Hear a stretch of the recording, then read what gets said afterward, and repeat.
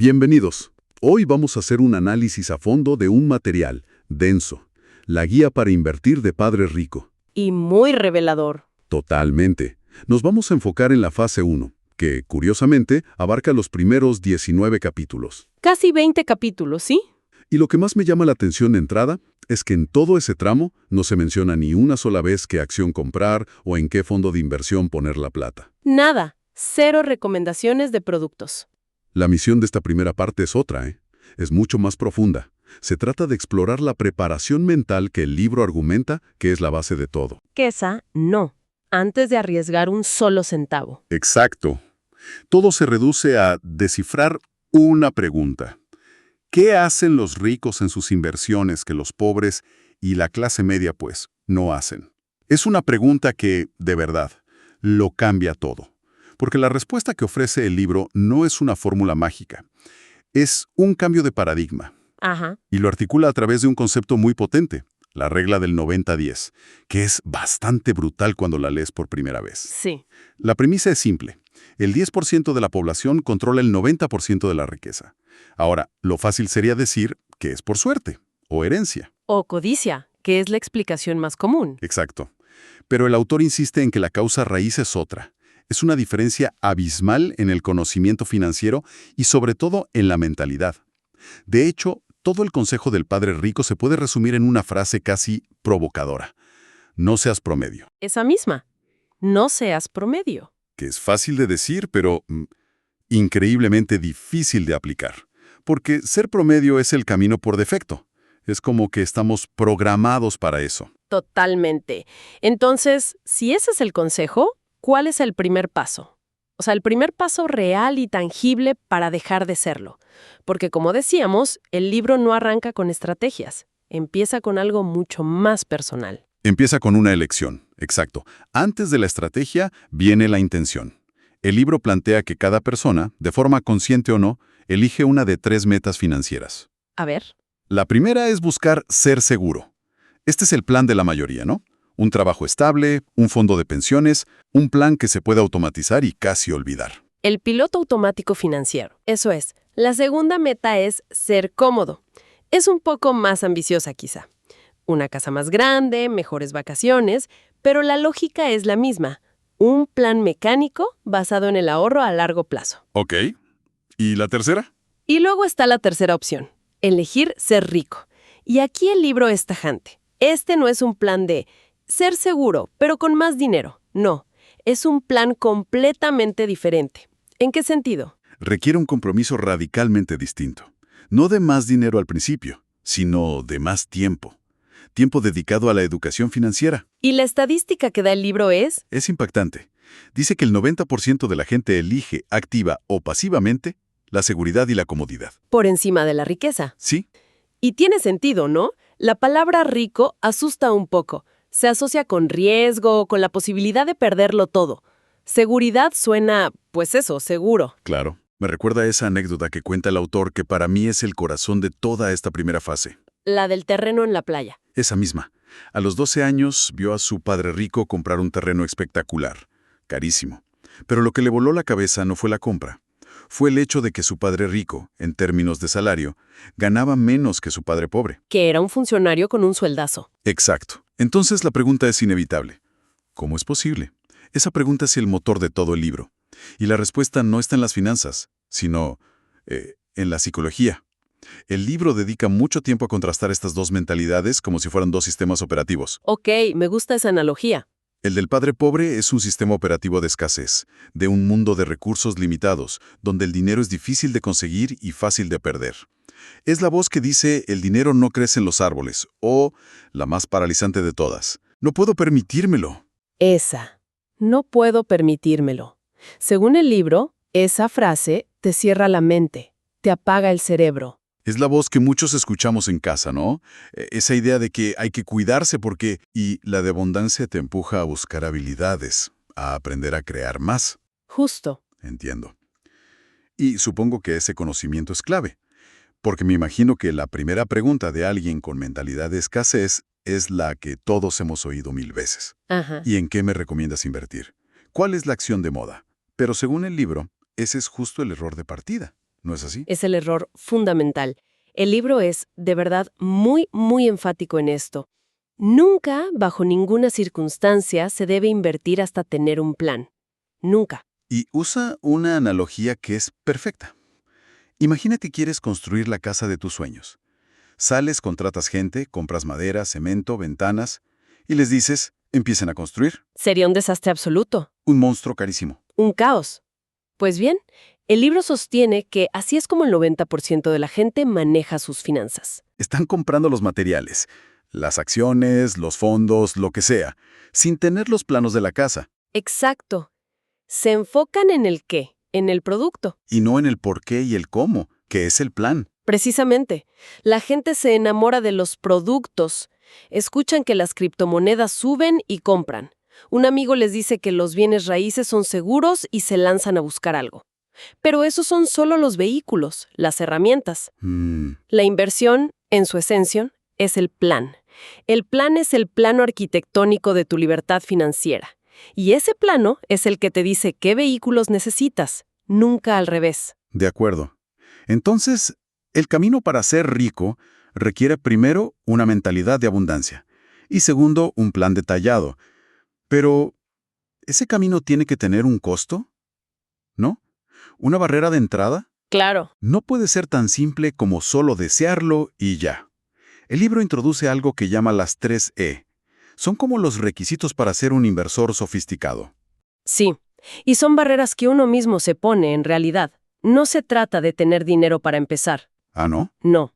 Las 3 C son, primero, educación. Y aquí es crucial entender que no se refiere a títulos universitarios, se refiere a la alfabetización financiera, a entender el lenguaje del dinero. Ok. La primera E, educación. La segunda es experiencia.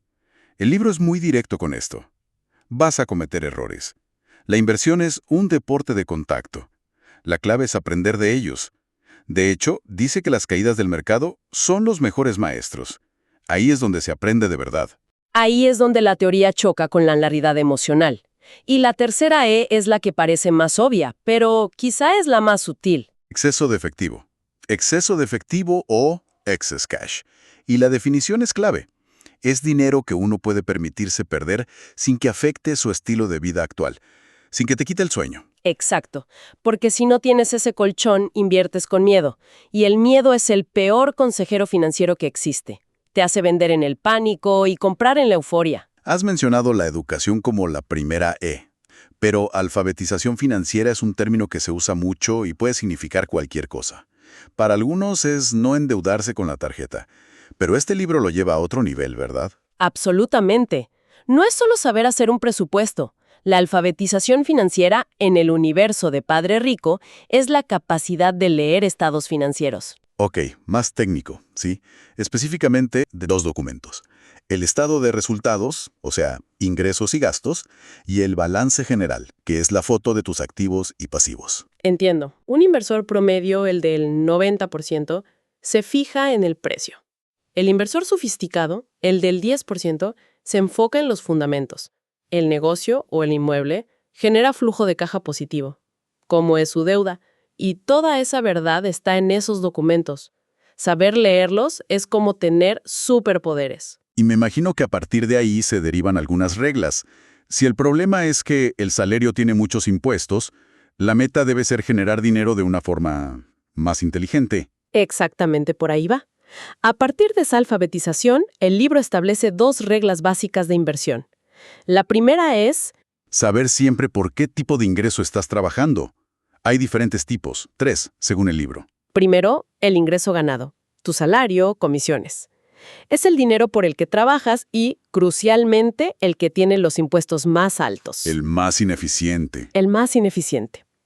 Luego está el ingreso de portafolio, ganancias de capital al vender acciones, por ejemplo. Y tercero, el ingreso pasivo, el flujo de caja de bienes raíces, regalías, dividendos. Estos 2 últimos tienen un trato fiscal mucho mejor. Y la segunda regla, lógicamente, Es el objetivo del juego. es el objetivo final del inversor del 10%. Rápida y eficiente posible. No se trata de trabajar más duro por más salario. No. Se trata de usar ese salario como una semilla para comprar o crear activos que generen los otros dos tipos de ingreso. Ese es el verdadero plan. Entonces, tenemos la mentalidad, la elección, el plan antes que el producto y las reglas del ingreso. Parece que hemos construido todo un andamiaje mental. Ajá. Y todo esto culmina en un desafío final, una especie de acertijo que el padre rico le planteaba constantemente. Lo llama el acertijo del 90-10. Este acertijo es la prueba de fuego de toda la fase. Es donde la teoría se vuelve un desafío práctico. A ver, ¿cómo es? Para que nos lo imaginemos, hay que visualizar un balance general. La columna de activos a la izquierda y pasivos a la derecha. Ahora, imaginemos que la columna de activos está completamente vacía. Ok. El acertijo, la pregunta que plantea el libro, es esta. ¿Cómo llenas tu columna de activos sin comprar ningún activo? Un momento. Eso suena a un truco, a una contradicción. No tiene sentido. ¿Por qué? Un activo es algo que se posee. Y para poseer algo, pues hay que comprarlo. Intercambiar dinero por él. Si no se puede comprar, ¿cómo puedes añadir algo ahí sin sacarlo de la billetera? Y en esa pregunta está la diferencia fundamental entre el 90% y el 10%. ¿En serio? Totalmente. El inversor promedio escucha ese acertijo y su cerebro dice, es imposible.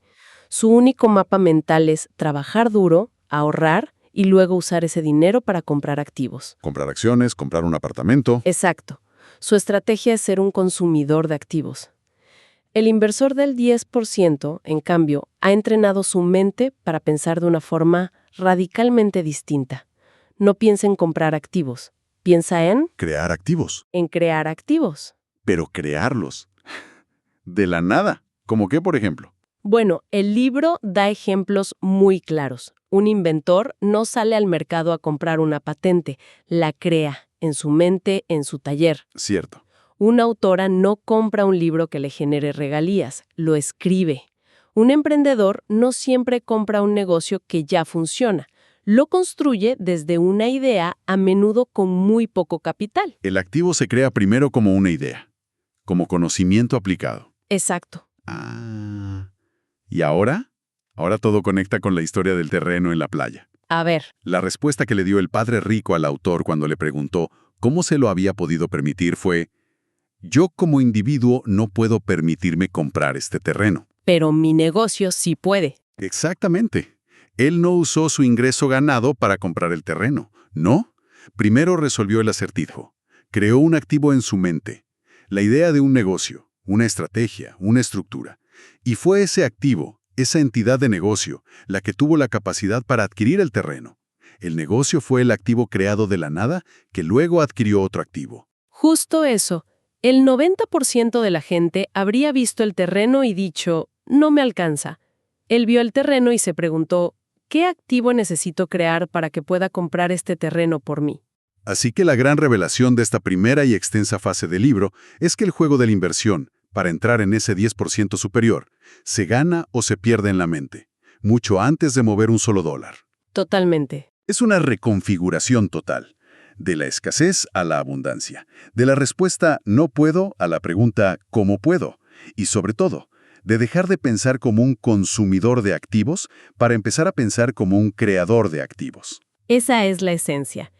El libro sugiere que el éxito financiero no tiene una correlación directa con las calificaciones de la escuela o las horas que trabajas, sino con la capacidad de una persona para resolver este acertijo en su propia vida. Es un pensamiento muy potente para cerrar. ¿Sí? Así que la pregunta que nos deja este análisis no es ¿en qué invertir mañana? La pregunta es, si tuvieras que llenar tu columna de activos sin usar un solo centavo de tu bolsillo, ¿qué idea, qué habilidad tuya, qué conocimiento que ya posees sería lo primero que pondrías en esa lista? Ahí, según este libro, es donde realmente empieza el juego.